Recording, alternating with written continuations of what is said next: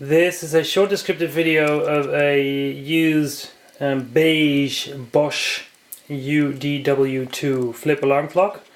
It's supposed to be a bit more white, but it's rather evenly discolored, so it makes it a nice beige tone color. As you can see over here, it's working. Just quickly show you the design of the casing. The clock has been fully refurbished by me, so motor was lubricated, a cable plug replaced, a brand new light. There you go.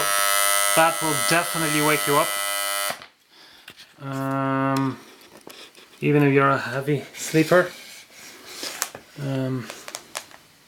Yeah, what more can I say? It's in a very nice used condition. It's not the best one I've ever had, but it's still in a very nice used condition. Let me just quickly show you the label. There you go. That's it. Thank you for watching.